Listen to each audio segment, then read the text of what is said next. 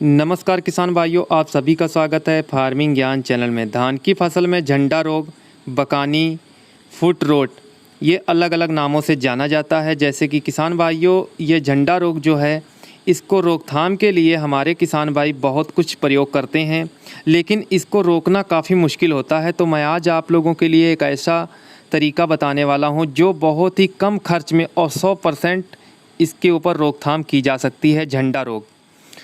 तो किसान भाइयों, अगर आप हमारे चैनल पर पहली बार आए हैं तो चैनल को सब्सक्राइब करके पास वाली घंटी को ज़रूर प्रेस कर दें। धान रोपाई से लगभग ये किसान भाइयों 1 से 1.5 माह के बाद इसके लक्षण दिखाई देने लगते हैं। पिछले साल हरियाणा, पंजाब, कई इलाकों में तो किसान भाइयों की जो फसल थी उसको नष्ट कर दिया था और दोबारा से उन्होंने ट्रांसप्लांटिंग की थी, यहाँ तक की नौबत आ गई थी।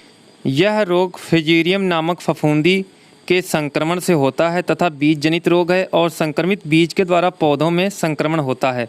खासकर किसान भाइयों, जो हमारी बासमती की 11-21-1509 वैरायटियाँ हैं, इनमें ही ज़्यादा होता है। तो किसान भाइयों, यह रोग ज़मीन, भूमि और बीज दोनों से ये फैलता है।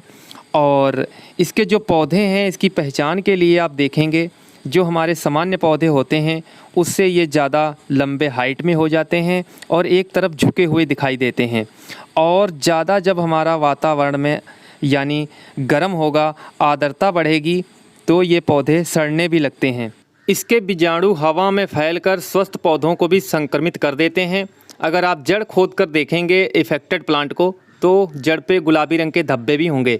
ज़्यादा नाइट्रोजन यानी यूरिया का प्रयोग नहीं करना चाहिए।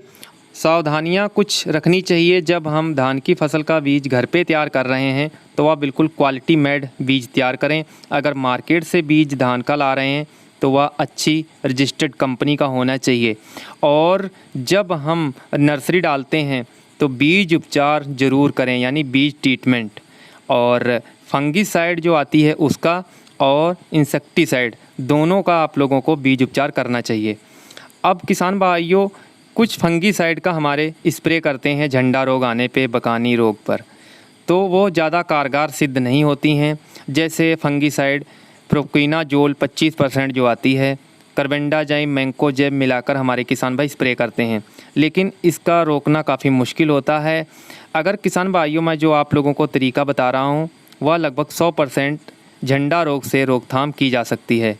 इसके लिए हमारे किसान भाई नोट कर सकते हैं, ट्राइकोडर्मा 2 किलोग्राम प्रति एकड़ के हिसाब से डालना चाहिए। डालने की विधि क्या है?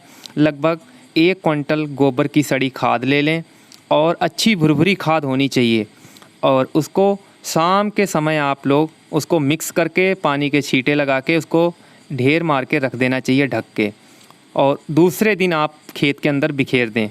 जो आपका ट्राइकोडर्मा है, झंडा रोग आने से बचाएगा बिल्कुल। यह किसान भाइयों आजमाया हुआ बिल्कुल जो मैं तरीका आप लोगों को बताया है।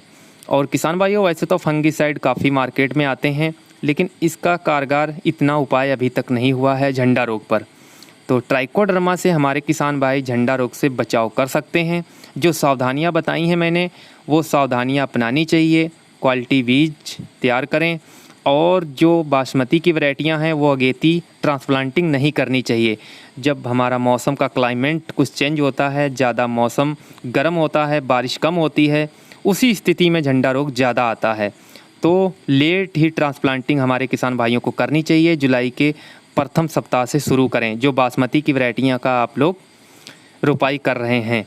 और किसान भाइयों, अगर आप ट्राइकोडर्मा का प्रयोग करते हैं तो झंडा रोग से रोकथाम की जा सकती है।